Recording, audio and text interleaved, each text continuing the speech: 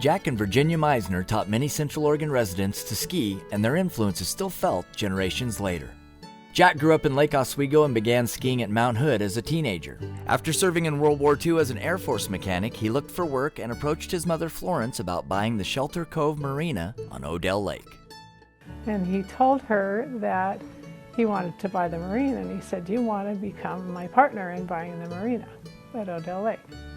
So they went up to visit. She looked at it, thought about it for a while, and they decided that they would do that.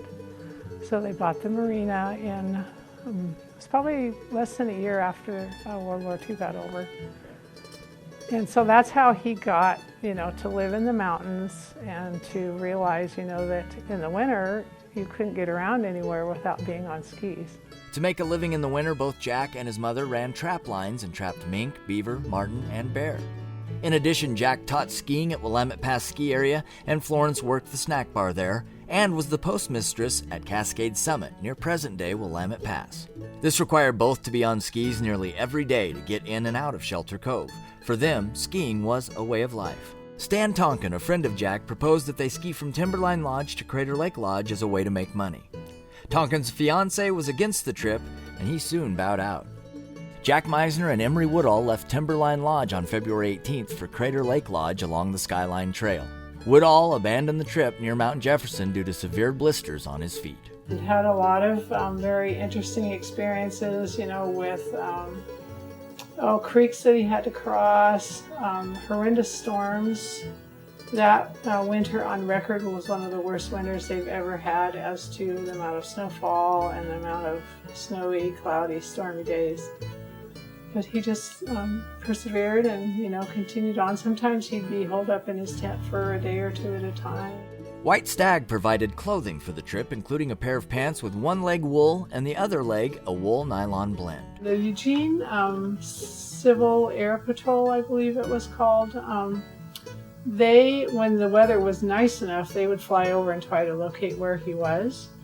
And a couple of times during the trip, when they could locate him, they would do a food drop for him. One time he told me that they dropped a big package of steaks for him. Very heavy. So he said he had to stay there a couple days and eat most of the steak before he continued on.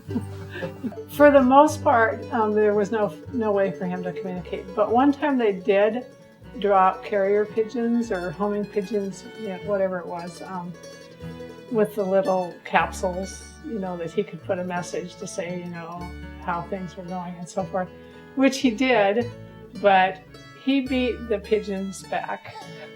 He was back to the next out point, before they got back, and they thought at one point that he had eaten the pigeons. But no, they finally got back. Jack arrived at Crater Lake Lodge on April 8th in a spring blizzard, exhausted and hungry and covered in snow.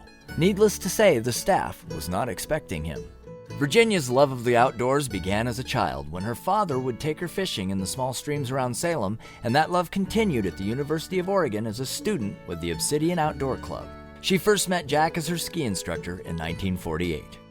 Both Virginia and Jack participated in cross-country ski races, Jack in the 1955 National Championships held at Willamette Pass Ski Area.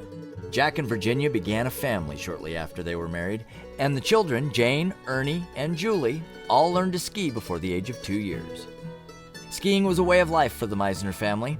Virginia led a brownie troop on skis, and the children would sometimes accompany Jack on the snow surveys he did in the Cascades. He put a rope tow in our backyard because our house was on a hill. And when we would come home from school, he would crank up the rope tow and we would ski for about an hour before it got dark during the week, in the winters. And then on the weekends, of course, we spent at the ski area. Mount Bachelor opened in December of 1958, and for the first 2 years, the Meissners commuted to Bend and taught on the weekends. The 1960-61 season was the first year Mount Bachelor was open 7 days a week, and the family decided to live in Bend during the winter. Jack was named ski school director in 1960, and Virginia taught alpine and cross country. Together, they taught many families of the Bend area to ski. By the late 60s, the college had also started offering non-credit classes in cross country, and my mom was pretty much teaching those. Virginia begins to work with the U.S. Forest Service to develop ski trails and shelters along Century Drive. She authors several guidebooks on cross-country skiing and hiking and was founder and president of the Central Oregon Nordic Club. As a teacher, she was known for her great patience with the students and for instilling a love of the outdoors. Jack left Mount Bachelor in the mid-1970s and became ski school director at Bogus Basin. Later, he taught both alpine and cross-country at Keystone Resort in Colorado and moved back to Oregon in his early 70s and taught at Willamette Pass Ski Area until the age of 80. She had been skiing a lot of the old Forest Service roads below Swampy. There was a tangent road there that she would take her classes on a lot, and proposed to the Forest Service that this was a great area to, develop new ski trails, put in another shelter, and started kind of marking where there would be good trails for that, and getting things set up for there being a snow park there. So I think, as things have changed through the years, she would have, embraced the changes, just because she would encourage people to learn to ski, and if it was easier for them to learn to ski on a groomed trail, if it was easier to get a family out there, on groomed trails or in an area that, just had easier, shorter trails, better to encourage young people to become cross-country ski racers. So she would have embraced all of that, the same way. Virginia led the effort to designate the area north of Century Drive and west of Forest Service Road 4615 to be non-motorized. In 1988, the Deschutes National Forest named the Virginia Meissner Snow Park in her memory.